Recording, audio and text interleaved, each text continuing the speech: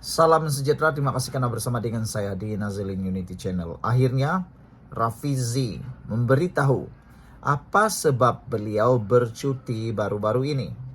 Saudara-saudara sekalian, yang hairannya ketika Rafizi Ramli bercuti, ramai pula tiba-tiba pembangkang khususnya yang benci dengan Rafizi, sibuk pula nak berikan komen, nak berikan cadangan dan macam-macam lagi.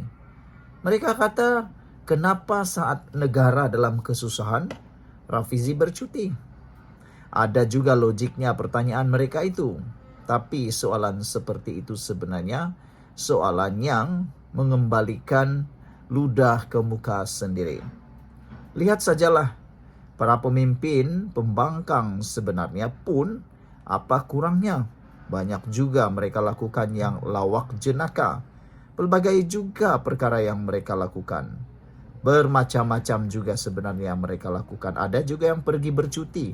Pembangkang siapa kata tak pernah bercuti. Ada juga yang bercuti ke luar negara.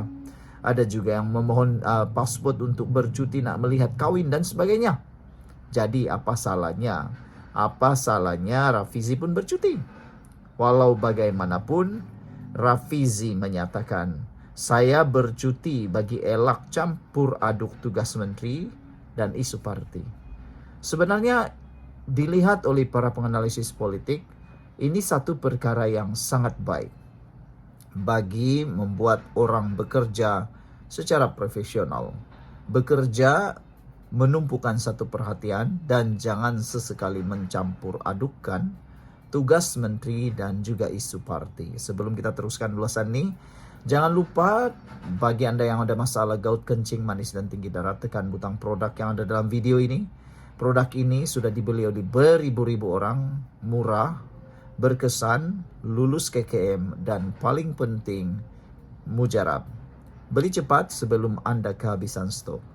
Menteri Ekonomi Rafizi Ramli akhirnya tampil menjelaskan bahwa dia mengambil cuti dari tugas rasmi baru-baru ini bagi menangani isu dan aduan yang timbul berhubung pemilihan parti. Akhirnya Rafizi memberikan penampar padu maut kepada para pembenci beliau yang mahu menghentam Rafizi kena mengambil cuti. Hang yang bising-bising Rafizi cuti itu, hang tak pernah ke bercuti, kata mereka netizen kepada para pembenci Rafizi. Timbalan Presiden PKR itu berkata dia telah mengemukakan permohonan cuti kepada Perdana Menteri Anwar Ibrahim bagi meredakan keadaan di peringkat akar umbi, tanpa mengambil kira pihak yang membuat bantahan berhubung keputusan pemilihan parti. Menyadari bahawa aduan-aduan dan isu yang timbul perlu diuruskan dengan harmoni, sebagai timbalan Presiden, saya membuat keputusan untuk memberi tumpuan menguruskan perkara ini sepenuh masa, kata Rafizi, termasuk berjumpa dan mendengar sendiri isu yang dibangkitkan oleh pelbagai calon yang bertanding tanpa mengira kumpulan. Masa yang diperlukan adalah panjang, sewajarnya kerja-kerja mengurus parti yang memerlukan masa khusus seperti ini tidak dicampur adukan dengan tugas dan masa sebagai seorang menteri, kata Rafizi. Bagi beliau, mengasingkan tanggung jawab sebagai seorang pemimpin parti politik dari tugas rasmi seorang menteri adalah satu budaya politik baru yang wajar kita semai, kata Rafizi lagi.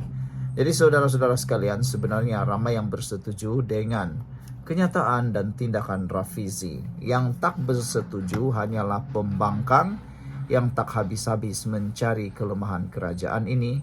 Macamlah mereka hebat sangat. Sekian dulu untuk kali ini. Jangan lupa tinggalkan komen Anda. Bye-bye. Salam sejahtera. Terima kasih karena bersama dengan saya di Nazilin Unity Channel. Hari ini kenyataan yang dibuat oleh Hamzah Zainuddin menyebabkan ramai orang menyerang beliau. Ramai yang suruh dia letak jawatan. Ini rupa-rupanya kenyataan itu. Hamzah Zainuddin, timbalan Presiden Bersatu, berkata bahawa Raja boleh satukan parti Melayu. Itu laporan daripada Free Malaysia Today. Tapi lihat, apa yang didedahkan oleh netizen cukup luar biasa melalui page portal di Facebook portal Suara Keadilan. Suara Keadilan menyatakan bahwa tapi selepas PRU 15 yang di Pertuan Agong telah mencadangkan kerajaan campuran untuk menyatukan semua rakyat Malaysia tanpa kira kaum dan agama. Bukankah geng Hamzah Zainuddin lah yang beria sangat nak menolak titah dan cadangan Ketua Duli Yang Maha Mulia di Pertuan Agong itu? Tapi hari ini dia pula yang kata Raja boleh satukan Parti Melayu. Yang lebih mengejutkan, siapa yang menolak ialah ketika Muhyiddin Yassin dijemput menolak gagasan atau titah Ketua Duli Yang Maha Mulia di Pertuan Agong.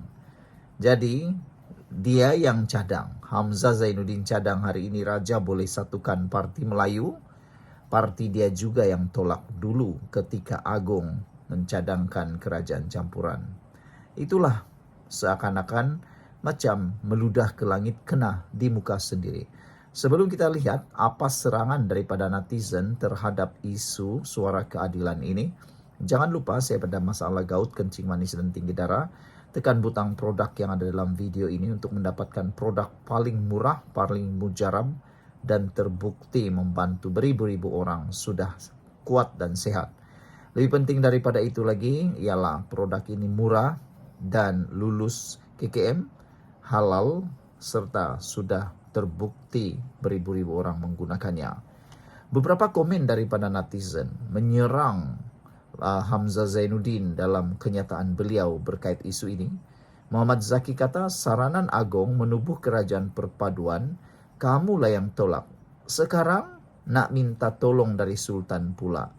Memeningkan sangatlah Parti Perikatan Nasional Bersatu ini, kata beliau. Muhammad Ismail kata senang je formula, bubar bersatu dan join UMNO kerana kewujudan bersatu pun atas sebab Muhyiddin kena tendang dari UMNO atas disiplin. Tak ada asas pun perlunya wujud parti ini. Bersatulah yang memecah belahkan Melayu, kata Muhammad Ismail. Sumi kata, bila dah tak ada kuasa, nak bersatulah. Bila dah bagi mandat, nak pecah belah sebab masing-masing gila kuasa. Adat manusia, kata Sumi. Ahmad Suhaimi kata, hati-hati UMNO. Jangan terpedaya dengan Parti Bersatu Get Pass. Geng kecewa hianat kawan-kawan demi kuasa, kata Ahmad Suhaimi.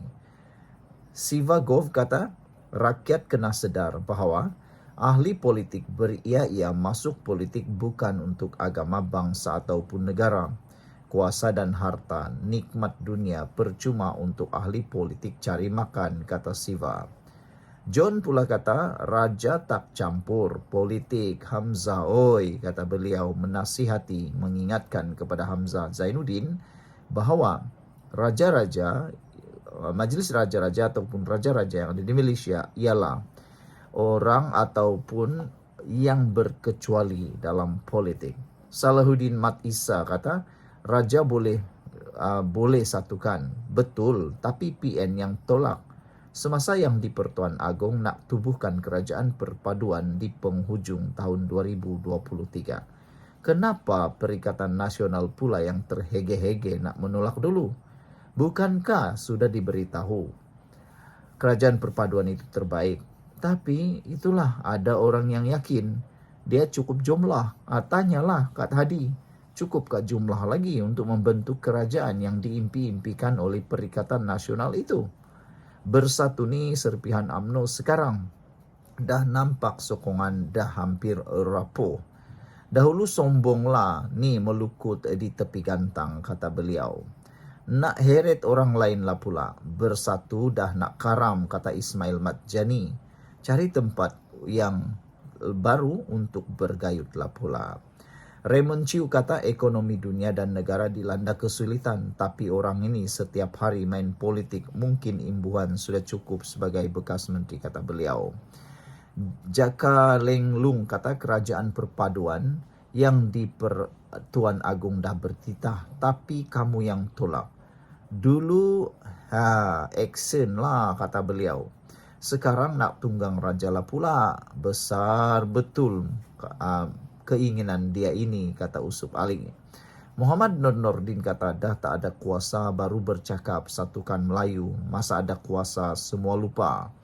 Dah kau nak petik raja lah pula, kata Tuan Edi merujuk kepada apa yang dikatakan oleh Hamzah Zainuddin. Bila semua strategi nak menjatuhkan kerajaan, sekarang nampak ke arah kegagalan. Bahar Ahmad kata, dia cuba tunggang agung lah pula, kata beliau. Sume sebenarnya bukan gila kuasa, masing-masing nak sakau duit, kata Wong Chi Ye. Ajik melastik ke bintang, kata bosanlah walau ni lambat. Habis sudah modal apa saja demi menyelamatkan diri, kata Papa Gov. Rahim Adam kata, tak payah layan Hamzah Zainuddin ini.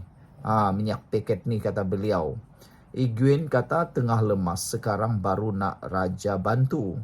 Mereka akan menjadi musuh dalam selimut. Hati-hati, mereka sanggup buat apa saja untuk mendapat kuasa, kata Atok Mok. Sebab ada jugalah kebenaran apa yang Atok Mok kata nih.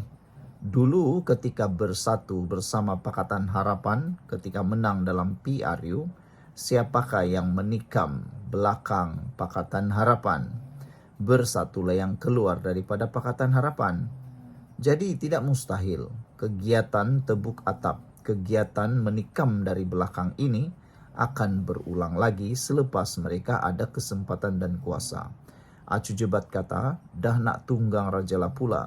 Masa lepas PRU 15 yang di Pertuan Agung suruh tubuhkan kerajaan, kamu tak dengar hirau pun cakap raja-raja. Kau sendiri yang keluar dari Parti Melayu, mudah lupa dan nyanyuk, kata Zul Panjang. Lah heret raja lah pula, kata Indah Sriwijaya. Kenapa tak suruh Madir satukan Melayu? Dah gagal kan, kata beliau. Tuanku Agung dah minta you all bergabung berpadu, tapi tolak mentah-mentah sebab yakin boleh tubuh kerajaan melalui lompat parti. Tapi dalam kegairahan nak tubuh kerajaan, korang terlupa akta lompat parti tidak boleh secara individu, tetapi boleh secara en blok. Kata kuat hebat, bertandinglah secara jantan. Dahlah berkarung-karung maki hamun fitnah, sanggup nak jilat kahak hijau lah pula demi kuasa jawatan dan pangkat, kata beliau. Jangan macam-macam, sangat selepas PRU 15, YDP dah suruh pun Perikatan Nasional Pakatan Harapan bersatu tubuh kerajaan. Hang pa tolak cadangan YDP. Sekarang cakap pasar raja perlu bersatukan orang Melayu pula. Porah, kata Zulkarnain. Kaki putar alam sama dengan Din Tom dan Sakatua, kata beliau. Sekian untuk kali ini. Jangan lupa tinggalkan komen Anda. Yang rakyat Malaysia nampak sekarang ini adalah Pakatan Harapan BN pandai jaga hati rakyat Malaysia ekonomi, tapi gagal dari segi tabiran undang-undang negara. Malaysia tidak penjarakan ahli politik salah guna kuasa dan rasuah, kata Siva Selvam. Cepat betul kamu lupa, kata Muhammad Faizal. Sekian, kita jumpa lagi. Bye-bye.